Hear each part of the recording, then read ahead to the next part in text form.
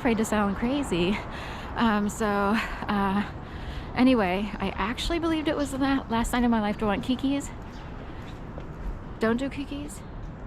All right. So anyway, I actually believed it was the last night of my life. We are talking terrorized. I sound much better today. It's 14 years later. I'm a totally different person in terms of I never spoke before and now I talk all the time. This was so bad. I really still can't totally explain it verbally today. I'd have to pull out all my examples and piece by piece try to explain there's no way to explain everything that happened.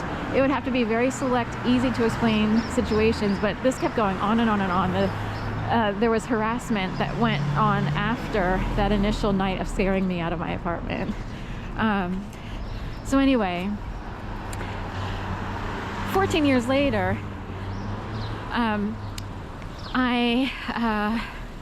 Charlie Dove seems to be gone. There used to be a restaurant. They change every once in a while. This restaurant here, it's no longer Charlie Dove. So anyway, for years and years, I was running around the city. I wish I had a camera.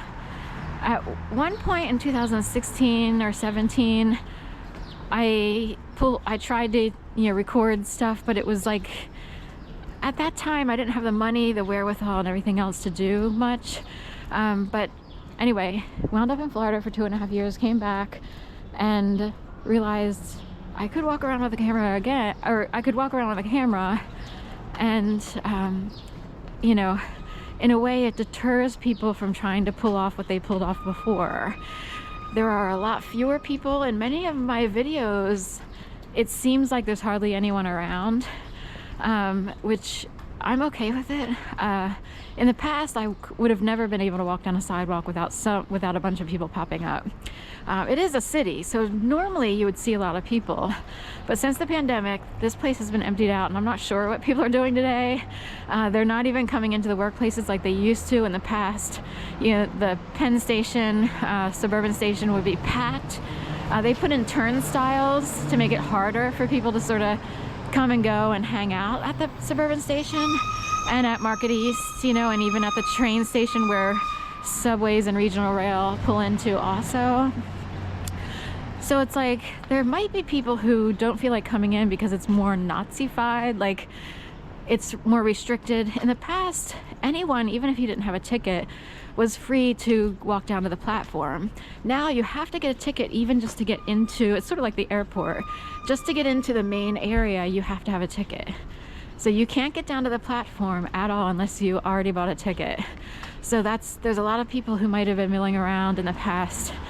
They can't do what they used to do. And I do worry about seeming like someone, I'm not Nazi at all. The people who unleashed the dogs on me are Nazis. I am so not kidding how bad this was.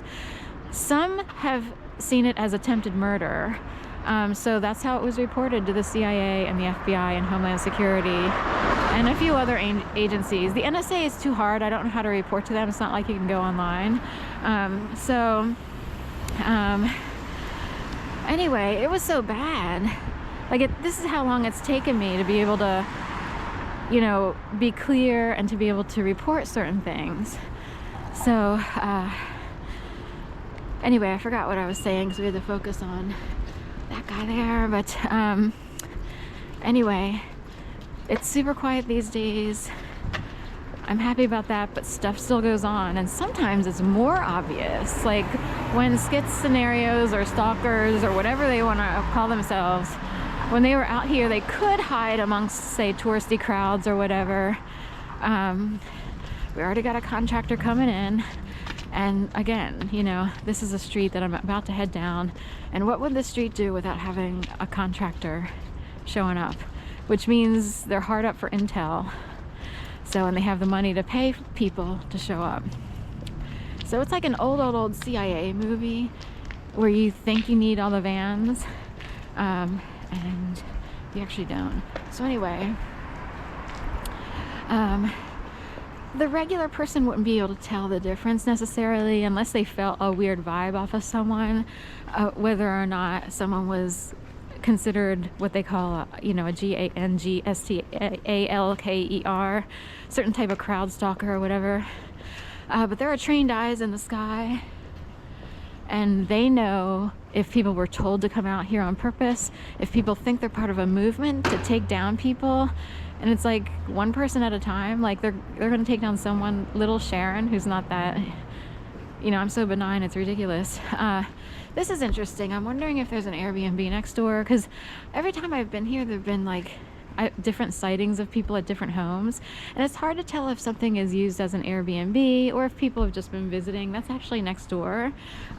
So anyway, have a great day, and try to be good, you know. Never think that you can go out there and alter someone's life. And some people think they're supposed to gang stalk as if they're waking people up, but I have a lot of things that people need to be woken up about, and I'd like to teach them while they act as if they're the teachers. You know, we have people in Florida, Delaware, here, there, and every, Philadelphia. It's like, turns out they needed to be taught, not me. Okay, have a great day.